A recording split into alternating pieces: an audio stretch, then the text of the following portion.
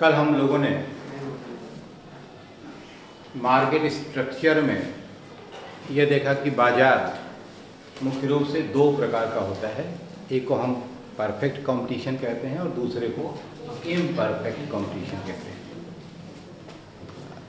अपूर्ण प्रतियोगिता में हमने फिर देखा कि हम बाजार को एक अधिकारात्मक प्रतियोगिता यानी मोनोपोलिस्टिक कंपटीशन, अल्पाधिकार ओलिगोपोली, जिसमें with product differentiation and without product differentiation, इसके अलावा मोनोपोली, और इन विभिन्न बाजारों को हम लोगों ने इस आधार पर कैटेगराइज किया कि वहाँ मांग की लोच कैसी है और इन बाजारों में क्रेताओं और विक्रेताओं की संख्या कितनी है। इसके अलावा उन्हें किस सीमा तक मूल्य पर नियंत्रण प्राप्त है। उसको आगे बढ़ाते हुए हम लोग कुछ सामान्य बात फिर यहाँ देख लेते हैं कि हम बाजार का वर्गीकरण मांग की क्रॉस इलास्टिसिटी के आधार पर, एक बार इलास्टिसिटी के आधार पर हमने वहाँ किया था, एक बार हम क्रॉस इलास्टिसिटी। आपको याद है कि जब आपने मांग की लोच पढ़ी थी तो इलास्टिसिटी ऑफ डिमांड में आपने क्रॉस इलास्टिसिटी पढ़ी थी। इसका मतलब यह है कि क्रॉस का मतलब होता है कि प्रतिस्थापन की लोच। इसका मतलब एक वस्तु के स्थान पर दूसरे वस्तु को उपयोग करने की संभावना कितनी ज़्यादा है या कम है। इसके आधार पर जब पूर्ण प्रतियोगिता होती है तो यहाँ जो क्रॉस इलास्टिसिटी होती है वह इनफाइनाइट होती है। इसका मतलब क्या है, क्योंकि एक ही वस्तु है तो जितनी वस्तुएं हैं सब एक दूसरे के लिए पूर्णतया कैसी हैं, स्थानापन्न है। स्थानापन्न का मतलब कि एक स्थान पर नहीं यूज़ करना है बल्कि वो वही हैं। मैंने आपसे कहा था कि पूर्ण प्रतियोगिता में वस्तु आइडेंटिकल होती है, इक्वल नहीं होती है।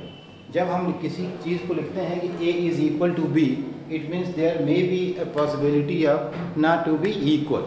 लेकिन जब हम लिखते हैं कि A is identical to B तो इसका मतलब है जो A है वही B है। तो हमने देखा कि पूर्ण प्रतियोगिता में जो A है वही B है। इसका मतलब कि पूरी तरह से आप एक के स्थान पर दूसरे का इस्तेमाल कर सकते हैं, इसलिए cross elasticity will be infinite.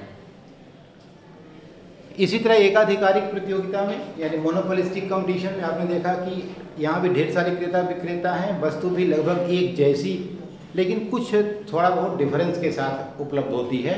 जैसे आपने जब पेस्ट की बात कही तो कोलगेट है, सिबाका है, फॉरेंस है, तमाम तरह के टूथपेस्ट हैं, ये सारे लगभग एक जैसे हैं।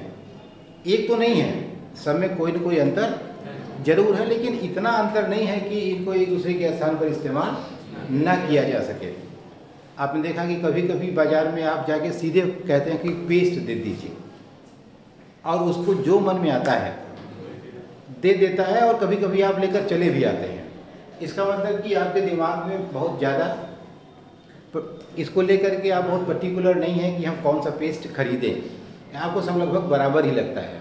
अब वो अलग बात है कि तमाम तरह के, मैंने आपसे बताया कि उपभोक्ता होते हैं, कुछ इस तरह के होते हैं जनरल है, कुछ थोड़े स्पेसिफिक हैं, और कुछ बड़े ही ब्रांड ओरिएंटेड होते हैं। उनके लिए सामान सिर्फ सामान होता है, जो मांगते हैं उनको वही चाहिए, आगे पीछे। तो ऐसे लोगों के लिए तो स्थानापन्नता शून्य होती है किसी भी वस्तु की। वो ये फ़र्क ही नहीं पड़ता कि बाज़ार कैसा है, तो वो फिर इंडिविजुअल कस्टमर पर डिपेंड करता है कि उसके लिए उस वस्तु की मांग कैसी है। ठीक है, तो ऐसे में एकाधिकारात्मक प्रतियोगिता में जो क्रॉस इलास्टिसिटी है वो थोड़ी ज़्यादा होती है, क्योंकि काफ़ी हद तक एक दूसरे के करीब होते हैं और आसानी से एक के स्थान पर दूसरे का प्रयोग किया जा सकता है। एकाधिकार में क्रॉस इलास्टिसिटी शून्य होती है, क्योंकि आपने कोई दूसरी वस्तु होती ही नहीं है कि आप उसको स्थानापन्न कर सकें। एक आदमी है, ऐसी वस्तु बेचता है जो दूसरा कोई नहीं बेचता है, तो फिर ख़त्म हो गया। जब बेचता ही नहीं है तो फिर क्रॉस इलास्टिसिटी का कोई इशू उत्पन्न नहीं होता है। इसलिए इसमें देखिए,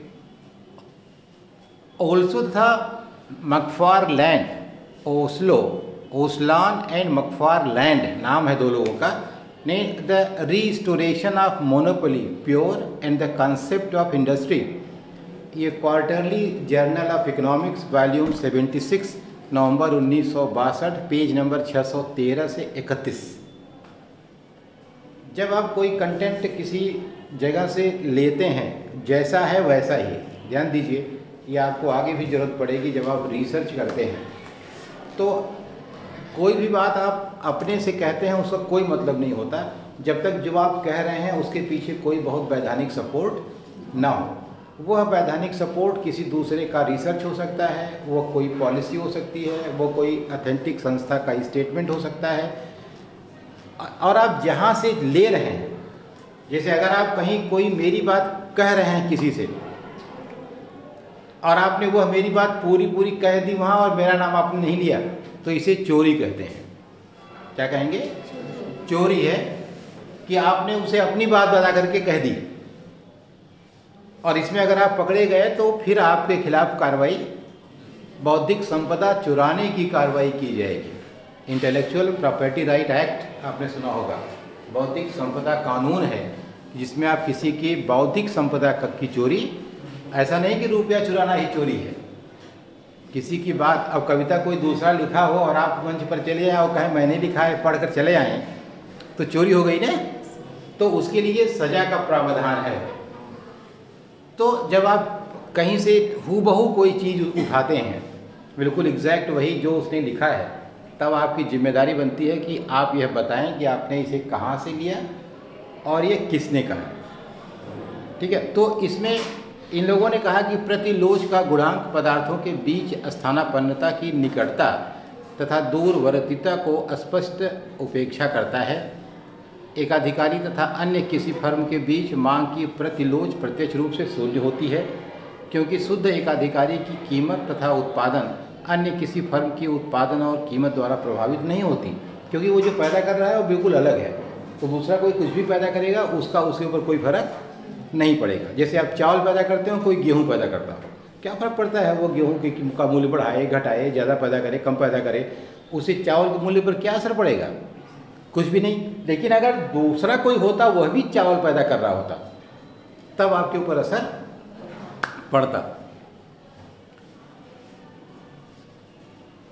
इसी प्रकार शुद्ध प्रतियोगिता, जैसा कि अनेक लेखक, अब इसमें बहुत सारे दूसरे लेखक हैं, चैम्बरलिन, इन्होंने लिखा towards a more general theory of value, page number 79 से 81। विलियम फेलनर की किताब है competition among few, page number 50 से 54। E.F. बीच की किताब है ट्रिफिन्स क्लासिफिकेशन ऑफ मार्केट पोजीशन, तथा A.G. पापंड्रो की किताब है market structure and monopoly power.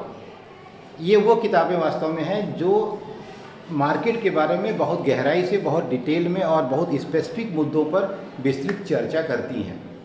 ठीक है, ये मानते हैं कि पूर्ण प्रतियोगिता करने वाली फर्म अगर कोई आई है तो उसकी किसी अन्य फर्म जे के साथ प्रतिलोच शून्य होगी, कम से कम जब तक सीमांत लागतें बढ़ रही हैं, क्योंकि यहाँ जे की कीमत और उत्पादन आय को प्रभावित नहीं करेगी। अतः बाजार के वर्गीकरण के साधन के रूप में प्रतिलोच असंतोषजनक है। वर्गीकरण का प्रथम आधार बिल्कुल पर्याप्त संतोषजनक है। वास्तव में ये क्रॉस इलास्टिसिटी का जो कॉन्सेप्ट है बहुत साइंटिफिक नहीं है। हमने जो पहली व्याख्या की उस व्याख्या के अनुसार बाजार का वर्गीकरण ज़्यादा वैज्ञानिक, ज़्यादा उपयोगी और ज़्यादा व्यवहारिक है। ठीक है,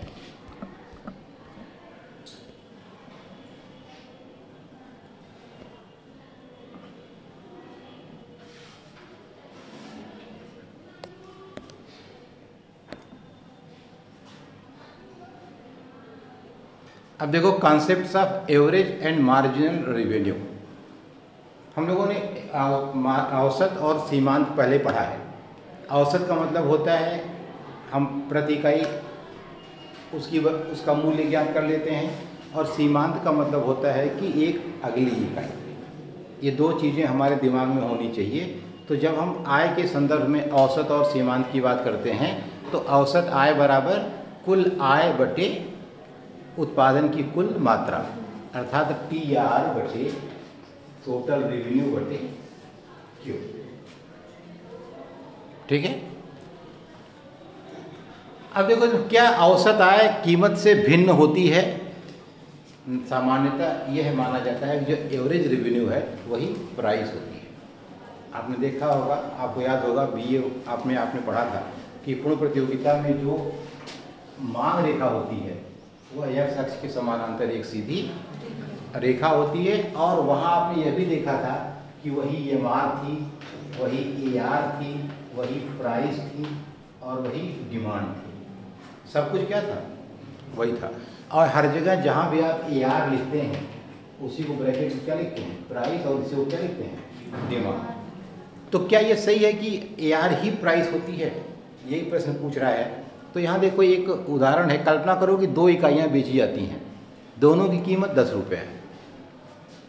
तब औसत आय क्या होगी? 2 इकाइयाँ आपने बेची, दोनों का मूल्य 10 रुपया, तो कुल आय कितनी हो गई? औसत क्या हो जाएगा? 20/2 बराबर 10। ठीक है,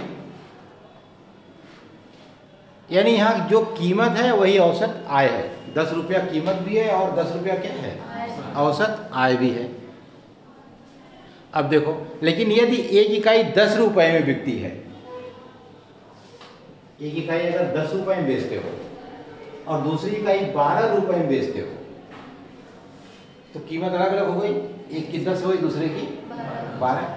औसत निकालोगे तो क्या हो जाएगी? 22/2 बराबर 11।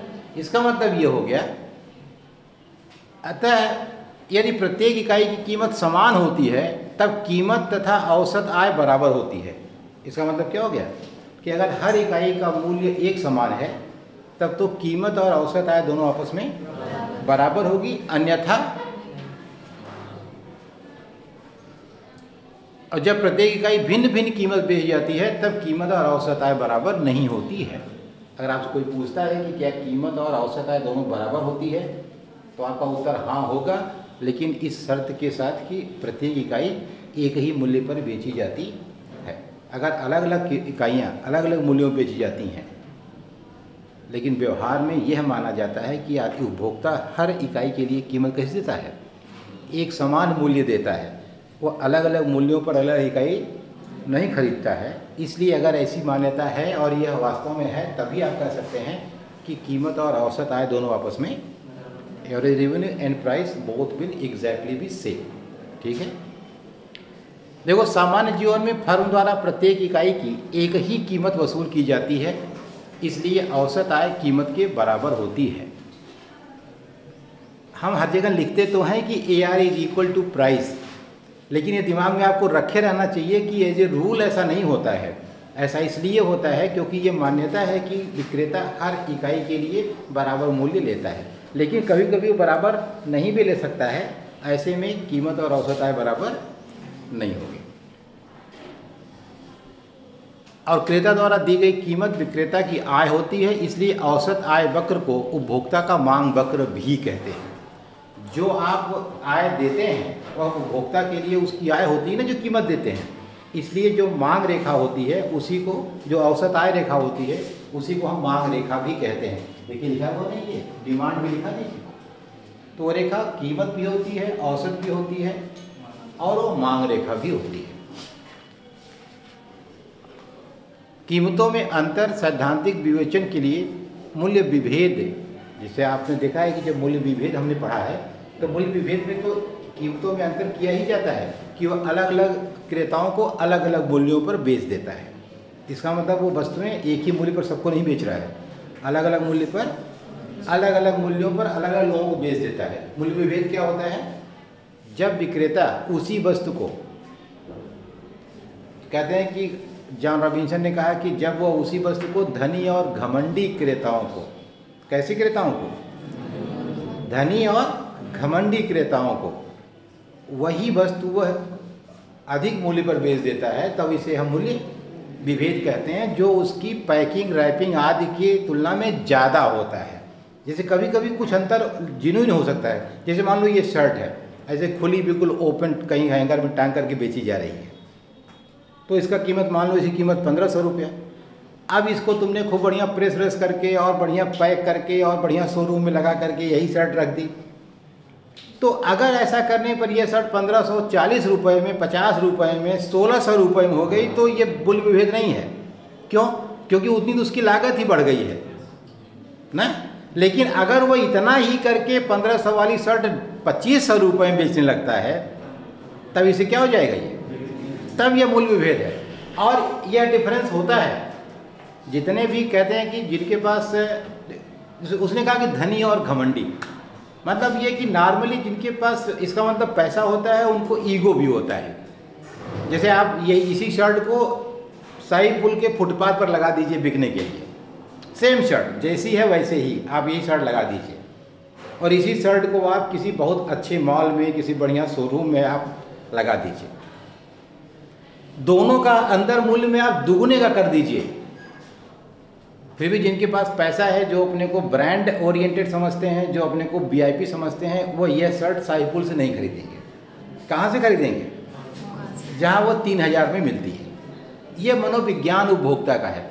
अक्सर आपको कभी कभी सस्ती वस्तु चाहे जितनी अच्छी हो, आपके मन में आता है अरे इतनी सस्ती जरूर रद्दी होगी, फट से आपका रिस्पांस कैसा होता है कि निश्चित रूप से ये खराब होगी, अरे इतना सस्ता दे ही नहीं सकता, अगर असली होता तो ये पक्का नकली ही है।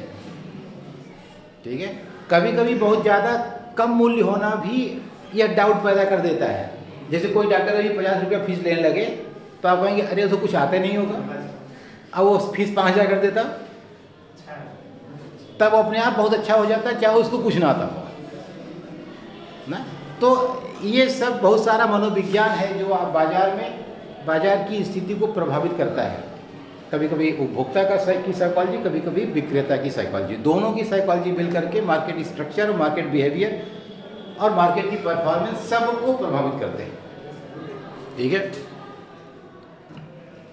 अब देखो सीमांत आय। हम लोगों ने पीछे सीमांत पढ़ा है कि जो एडिशनल परिवर्तन होता है उसी को हम मार्जिनल कहते हैं। तो अगर कुल आय मान लो 10 इकाई की कुल आय 100 रुपया है, और 10 को अगर हम टोटल रेवेन्यू मान लो 10 को अगर एन कहते हैं, तो total revenue of N item is equal to 100 rupees. अब मान लो एक बढ़ गया 11 हो गया, तो टोटल रेवेन्यू एन प्लस 1 कितना हो गया 11। तो पहले का 100 था और अब मान लो बढ़कर 110 हो गया। तो मार्जिनल रेवेन्यू क्या होगी? तो भाई दोनों का डिफरेंस निकाल लो। इसका मतलब टोटल रेवेन्यू एन प्लस 1 और minus total revenue of N, तो 110 और माइनस 100 बराबर 10। तो जो एडिशनल यूनिट से प्राप्त होने वाली आय है वह 10 रुपये है, अर्थात सीमांत आय कितनी होगी 10 रुपये। ठीक है,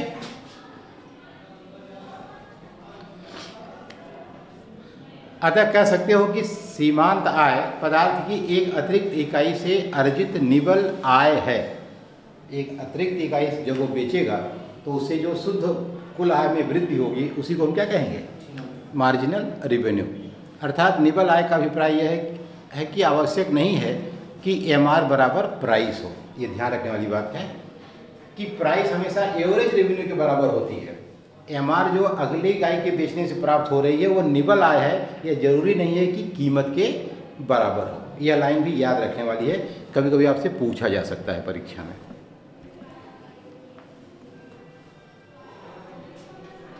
अतिरिक्त इकाई की कीमत से पहली इकाइयों पर हुई हानि को निकालकर सीमांत आय ज्ञात की, जिसे यहाँ आप निकाले हैं वही है। सीमांत आय एम आर बराबर total revenue N minus total revenue N minus 1, दोनों तरीका है। या तो आप एक बढ़ा करके उसका अंतर निकाल दीजिए, जैसे आपने यहाँ टोटल रेवेन्यू एन प्लस 1 करके आपने 11 में से 10 को माइनस किया था ना, या ऐसा कर सकते हैं कि टोटल रेवेन्यू एन है minus total revenue N minus 1 कर दीजिए, यानी यहाँ 10 का है और यहाँ 9 का माइनस कर दीजिए, तब भी तो 1 का मिल जाएगा ना। तो चाहे आप माइनस करके निकालिए और चाहे एक बढ़ा करके निकालिए, कोई फर्क नहीं पड़ेगा, वो एडिशनल यूनिट की ही रेवेन्यू प्राप्त होगी। और इसे हम नेट इनकम इसलिए कहते हैं क्योंकि it may be different from the price, ये कीमत से भिन्न हो सकती है। अब देखो कुल आय, औसत आय तथा सीमांत आय में संबंध क्या है। यहाँ एक बढ़िया टेबल खूब बनी हुई है, तुम्हारी किताब से जो करते हो नोट कर दिया गया है जानबूझ करके, तुम पढ़ के सुना देते हैं और इसमें है तुम उतार लेना। कुल आय, औसत आय, सीमांत आय में संबंध, ये अपूर्ण प्रतियोगिता का उदाहरण है। क्यों? क्योंकि पूर्ण प्रतियोगिता में तो आपने देखा कि जो आपकी सीमांत आय होगी वही औसत आय होगी, वही मांग होगी, वही कीमत होगी, क्योंकि उसमें कोई परिवर्तन संभव नहीं है। तो इसलिए अपूर्ण प्रतियोगिता की बात हम कर रहे हैं। यहाँ औसत आय कैसी होगी, सीमांत आय कैसी होगी और कुल आय कैसी होगी। अब देखो, पहले लिखा गया बेची गई इकाइयाँ, जो यूनिट वो बेच रहा है, और 1 2 3 4 5 6 7 8 9 10, यानी 10 इकाइयों को बेच रहा है। अब 10 इकाई बेच रहा है तो उसकी कुल आय क्या होगी?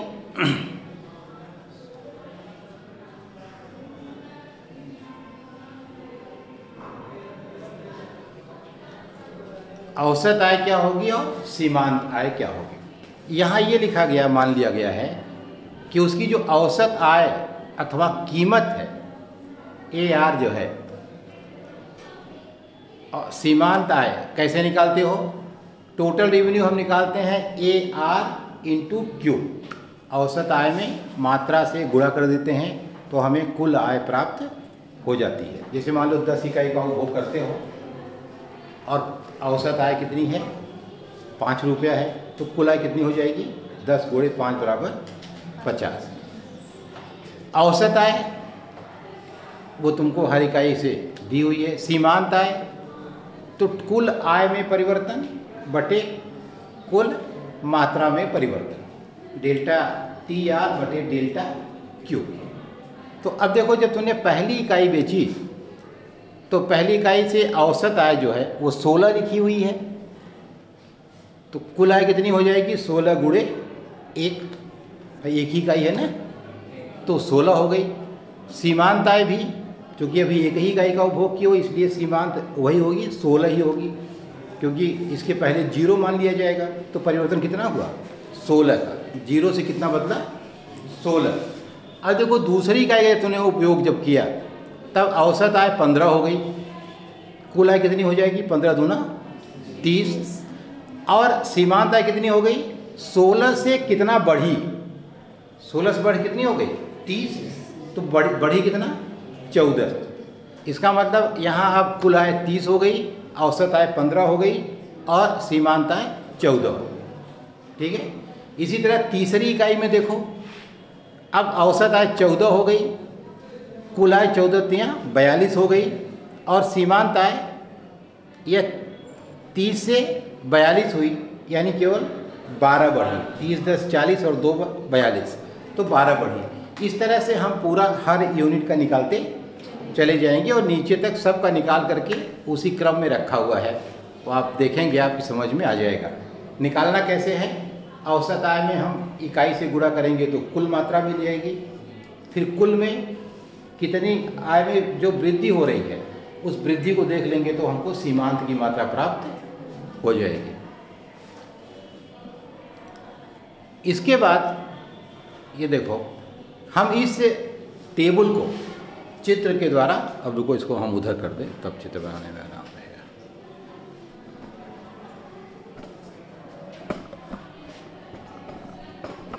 दिख रहा है?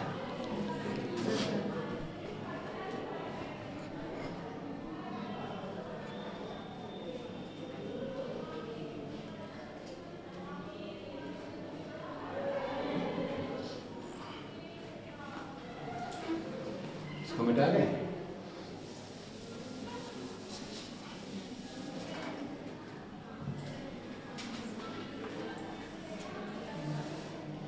यहाँ देखो, अगर हम उत्पादन की मात्रा दिखाएं, आउटपुट, और यहाँ अगर हम रेवेन्यू दिखाएं तो टोटल रेवेन्यू का मतलब ज़्यादा उत्पादन बेचोगे ज़्यादा आय प्राप्त करोगे, सीधी सी बात है। अगर तुम ज़्यादा बेचते हो तो ज़्यादा आय प्राप्त करोगे। और तुम देख रहे हो कि जो तुम्हारी औसत आय है वो घट रही है, पहले तुमने 16 थी, फिर 15 थी, फिर 14 थी ना, तो कुल आय बढ़ेगी तो, लेकिन दर कैसी होगी? घटती हुई, डिक्रीजिंग रेट से। पहले 16 बढ़ी, फिर 15 बढ़ी, फिर 14 बढ़ी, फिर 13 बढ़ी, इस तरह से घट रहा है।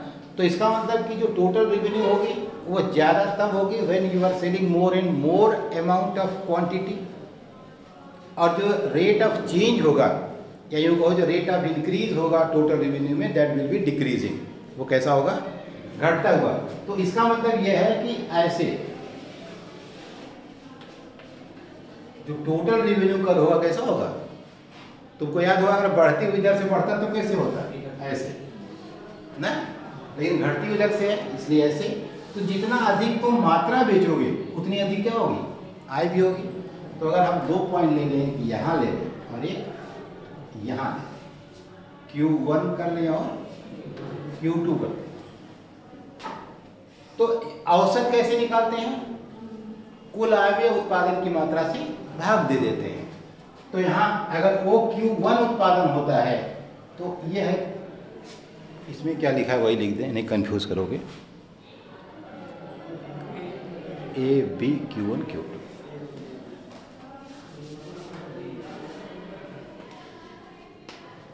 ये हो गया, ठीक है। तो औसत निकालने के लिए क्या करते हैं हम कुल आय में उत्पादन की मात्रा से भाग दे देते हैं। इसका मतलब Q1A बटे OQ1 ना, ये कर, यानी लंब बटे आधार। इसका मतलब कि अगर हम यहाँ टेंजेंट खींच देते हैं ऐसे, तो ये क्या हो जाएगा? स्लोप मिल जाएगा आपको। जैसे आपने पीछे tan थीटा पढ़ा, यहाँ भी वो क्या हो गया? tan थीटा हो गया। अगर यहाँ निकालते हो तब ढाल कैसा हो जाएगा? इस तरह से, यानी ढाल अब गिर रहा है ना। बस यही बात बतानी है कि ढाल कैसा है? गिर रहा है। इसका मतलब यहाँ और यहाँ इन दो बिंदुओं पर, यहाँ भी या टोटल रेवेन्यू का जो ढाल है ऐसे निकालोगे एवरेज मिल जाएगा, और ऐसे निकालोगे पीछे पड़े हो कि मार्जिनल मिल जाता है। अगर उसके स्लोप को ज्ञात कर लेते हैं क्या मिल जाता है? मार्जिनल मिल जाता है लगभग। जो हम लोगों ने वहाँ कास्ट का पढ़ा था, याद है ना? मार्जिनल कास्ट कैसे डिराइव किया था? टोटल कास्ट को क्या किया था? टेंजेंट रेखा खींच करके हमने मार्जिनल कास्ट डिराइव कर लिया था।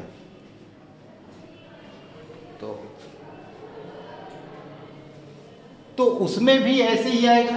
अगर ये 2 पॉइंट तुमको मार्जिनल के मिल गए मान लो रेवेन्यू के, तो फिर यही पॉइंट मिलेगा और उसमें भी वही होगा, लंब बटे आधार होगा। सब कुछ वही रहेगा, सिर्फ तरीका बदलेगा, यानी वह भी नीचे की ओर गिरता हुआ होगा। ठीक है। और तुम अपने इस चित्र इसमें टेबल में देखो कि AR भी लगातार गिर रही है।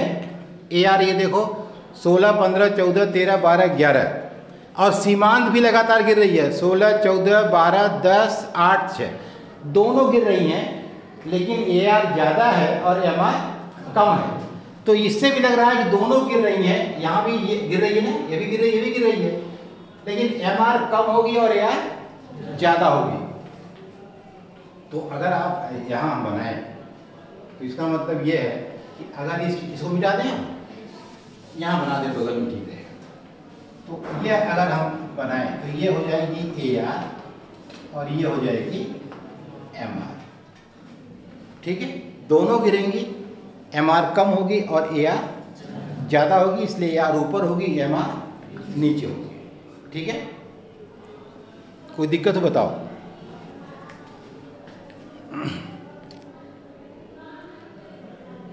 यहाँ वही बात लिखी हुई है, Q1 उत्पादन पर AR बराबर AQ1 बटे OQ1, या इसे तुम OA का ढाल कह सकते हो। OB रेखा का ढाल, OB ढाल जो है वो लेस दैन AB का ढाल, अर्थात उत्पादन बढ़ाकर OQ1 से OQ2 करने पर कीमत घट जाएगी। कई बार घट ही रही, आप देख ही रहे हैं।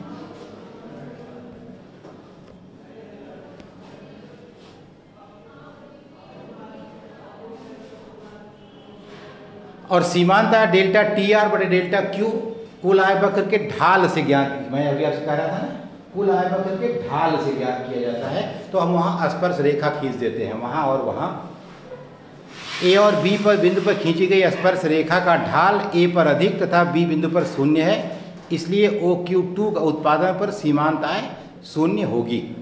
अब देखो यहाँ इसी को, यहाँ ये पैरेलल हो जाता है ना, यहाँ ढाल शून्य हो जाता है। ठीक है, तो इसलिए इसको जब हम बनाते हैं यहाँ के साथ यहाँ अगर बनाते हैं मान लो, तो इसको नीचे ले आएंगे, यहाँ जाएगा। अब यहाँ सीमांत आय कैसी हो जाएगी? शून्य हो जाएगी। ये सीमांत आय यहाँ शून्य हो गई तो कुल उत्पादन यहाँ अधिकतम हो जाएगा। ठीक है, इसको एक साथ भी हम बना सकते हैं। रेखाकृत से स्पष्ट है कि जब AR पीछे रह गया क्या है,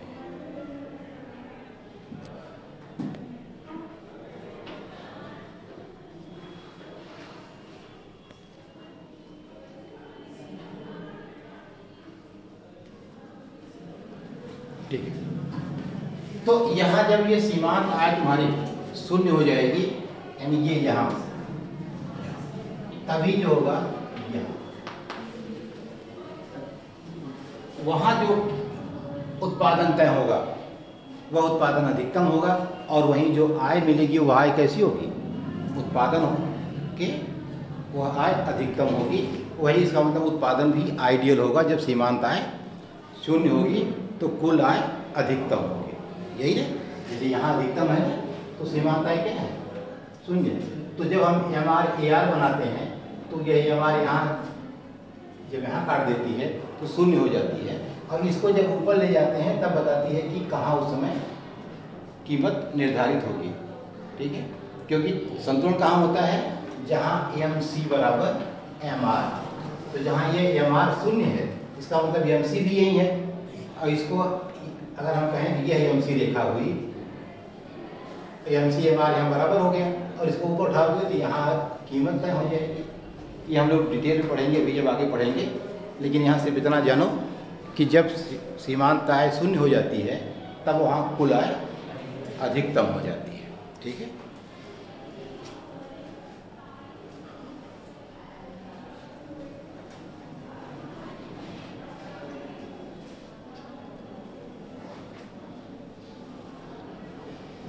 और इसका मतलब इसके बाद उत्पादन करोगे तो सीमांत आय ऋणात्मक हो जाएगी।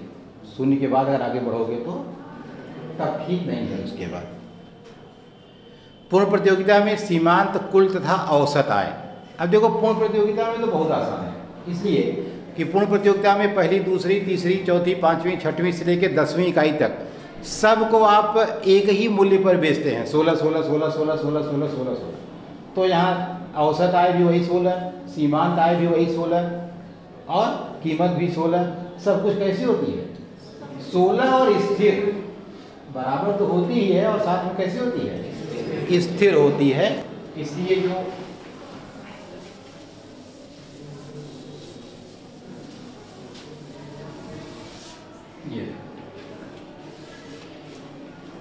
ये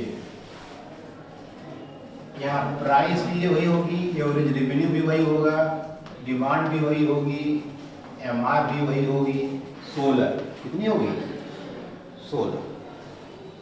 ठीक है, तो ये टेबल में सारा का सारा 16, 16, 16, 16, 16। एक चीज़ याद रखना है, 16, 16, 16 कुल आय, लेकिन नहीं 16 होगी। हाँ, पता चला 16, 16 करते करते सब 16 कर दो।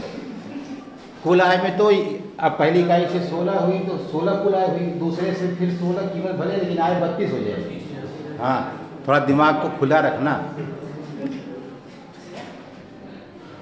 और टोटल रेवेन्यू कैसा होगा? इसी में सीधे सीधे ऐसा होगा, ये टोटल रेवेन्यू हो जाएगा, ये रेवेन्यू और ये आउटपुट। ठीक है, उत्पादन बढ़ाते जाओगे, कुल आय क्या होती जाएगी? बढ़ती जाएगी।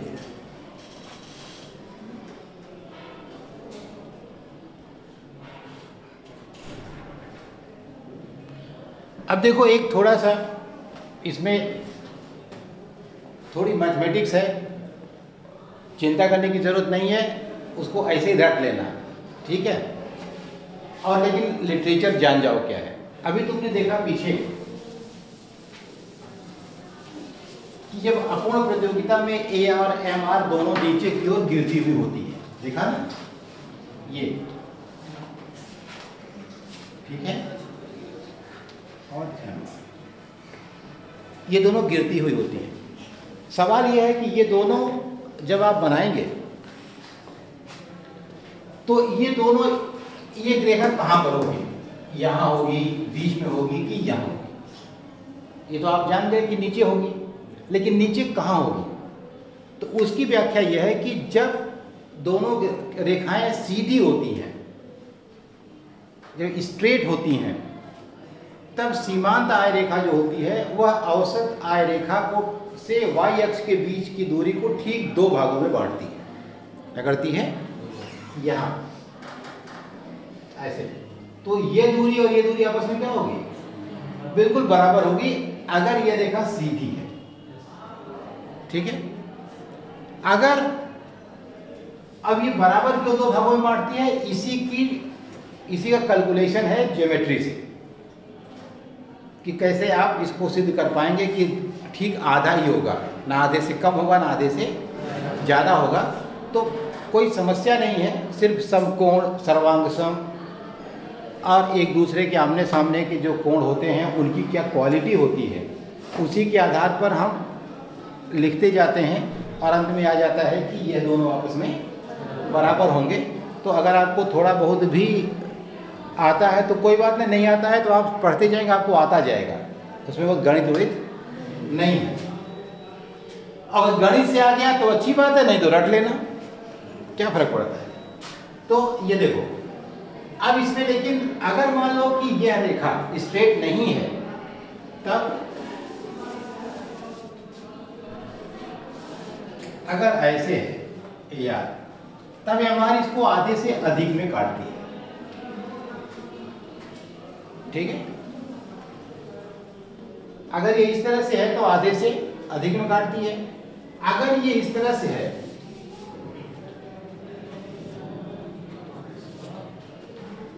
तब इसे आधे से कम में काटती है। तो तुम्हें तीन चीजें याद रखनी है। अगर स्ट्रेट है तो ठीक दो भागों में काटती है, अगर कॉनकेव है यानी ऐसे है तो आधे से अधिक में काटती है, अगर कॉन्वेक्स है तो आधे से कम में काटती है। ठीक है। अब अगर स्ट्रेट है तो ठीक दो भागों में ही काटती है, यह कैसे सिद्ध करोगे? तो मैं हम सुना रहे हैं, तुम देखो, थोड़ा याद करने की जरूरत पड़ेगी। मान लो यदि औसत आय वक्र नीचे गिरती हुई एक सीधी रेखा है, तब सीमांत आय रेखा औसत आय रेखा तथा y अक्ष के मध्य से गुजरेगी। ठीक है।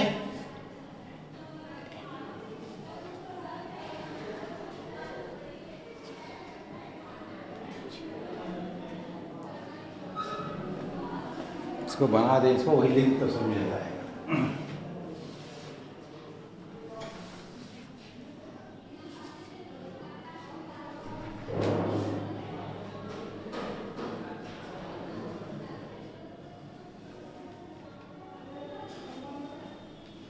तुम लोग एग्जैक्ट आधा बनाना, हम तो कुछ कम ज़्यादा भी बना सकते हैं, लेकिन आधा ही रहे। क्या? ABC।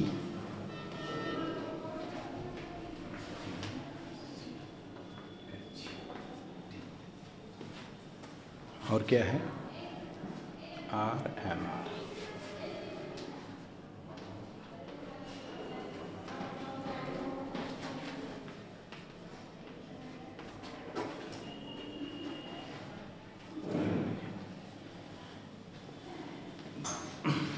हो गया। ये देखो इसमें OQ मात्रा, Q मात्रा, यहां कह रहा है कि OQ मात्रा बेचने से प्राप्त होने वाली आय को दो प्रकार से ज्ञात किया जा सकता है। इतनी मात्रा बेच रहे हो, कितनी आय पाओगे, इसे दो तरीके से ज्ञात किया जा सकता है। एक AQ बटा OQ, एक क्या करेंगे, ये प्रति इकाई कीमत में कुल मात्रा से गुणा कर देंगे, यानी AQ गुणे OQ। ठीक है। बिल्कुल गणित नहीं है, गणित पर फोकस नहीं करो। फोकस कहाँ करो? सिर्फ सेंटेंस पर, कि कुल आय ज्ञात करनी है तो प्रति इकाई कीमत का हम कुल मात्रा से क्या करेंगे? गुणा कर देंगे। तो एक तो ये तरीका है, यानी जो क्षेत्रफल है OQAB, क्षेत्रफल क्या आएगा? OQAB। ये भी कोई गणित नहीं है, वो एरिया मिलेगा ही गुणा करोगे तो ये तुम्हारा हो जाएगा आय। दूसरी विधि क्या होती है? TR बराबर सिग्मा MR। दूसरी विधि टोटल रेवेन्यू बराबर होता है सीमांत इकाइयों के योग को भी क्या कहते हैं? कुल उपयोगिता कहते हैं। उसी तरह सीमांत आय के योग को भी क्या कहेंगे? कुल आय कहेंगे। ठीक है। OQHD, OQHD यही हमारा रेखा है ना, ऐसे जा रही, देख रहे हैं ना, यहाँ से ऐसे मुड़ी, ये तो है ना। तो OQHD जो एरिया है, यह भी तुम्हारी कुल आय ही है जो एमआर के माध्यम से ज्ञात हो रही है। ये भी क्या होगी? कुल आय होगी जो एमआर के थ्रू ज्ञात हो रही है। ठीक है। क्षेत्रफल OQHD। अब देखो, चूंकि निश्चित इकाइयों के बेचने, अब ये भी सही है कि OQ ही मात्रा बेच रहे हो, तो जितनी आय एमआर को जोड़ करके प्राप्त होगी उतनी ही आय AR की मात्रा में गुणा करने से प्राप्त होगी। ऐसा नहीं कि दो आय प्राप्त हो जाएगी। इसका मतलब कि यह जो है, यह और यह तुम्हारा OQHD, ये दोनों आपस में कैसे होंगे? बराबर। अगर उतनी ही मात्रा बेची जा रही है तो चाहे तुम औसत आय के माध्यम से कुल आय ज्ञात करो, चाहे सीमांत आय के माध्यम से कुल आय ज्ञात करो, दोनों में कुल आय कैसी होगी? बराबर। तो दोनों का एरिया कैसा होगा? बराबर। अब देखो, अब यहीं से तुम्हारा वह शुरू हो गया जहाँ से इसकी जरूरत पड़ेगी।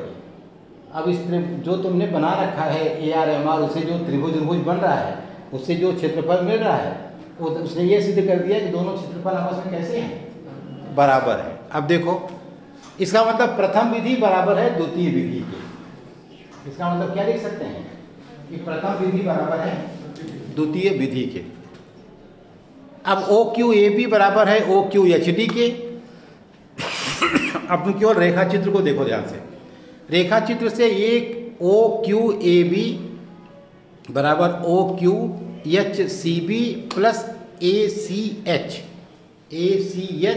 और HCB। ठीक है, सिर्फ उसी को तोड़ दिया है। क्या किया? जो पहले लिखे उसको क्या किया? उसने तोड़ करके इसको शामिल कर लिया। फिर OQHD बराबर हो गया OQHCB प्लस BDC, ये वाला पोर्शन जो है। OQAB बराबर हो गया OQHD, इसलिए OQHCB प्लस ACH बराबर OQHCB प्लस BDC, अथवा ACH बराबर BDC, ACH बराबर BDC, यानी ये है बराबर हो गया इसके। ठीक है। अतः त्रिभुज ACH और BDC क्षेत्र में परस्पर समान है। अब इन त्रिभुजों को ले लेते हैं। तो कोण HAC बराबर कोण DBC समकोण है, इसलिए ये लाइन से बराबर इसलिए क्योंकि समकोण है। ये अपने आप में थ्योरम है, इसे सिद्ध करने की जरूरत नहीं है। कोण ACH बराबर कोण BCD, क्योंकि सिर्फ सम्मुख कोण है। BDC बराबर कोण AHC एकांतर कोण है। अतः त्रिभुज ACH और त्रिभुज BDC परस्पर समरूप हैं। अतः त्रिभुज ACH की भुजा AC तथा त्रिभुज BDC की भुजा BC दोनों बराबर हैं। अतः AC बराबर किसके है? BC के। अतः अब क्या हो गया कि AC बराबर है BC। यही तो सिद्ध करना था कि दोनों ठीक कितने भागों में पड़ते हैं? दो भागों। तो AC बराबर है BC के। अतः MR AR तथा Y अक्ष के बीच में आधी दूरी होगी। यही हम लोग कह रहे हैं कि आधी दूरी होगी। तो इसमें सिर्फ हमको यह जानना है कि सम्मुख कोण क्या होते हैं, सर्वांगसम क्या होते हैं, एकांतर क्या होते हैं, और त्रिभुज जब आपस में बराबर होते हैं तो भुजाएं भी आपस में कैसी होती हैं? बराबर होती हैं। और जब भुजाएं बराबर हो गई तो AC बराबर BC हो जाएगा, अर्थात इसे ठीक दो भागों में बांटेगा। चलो।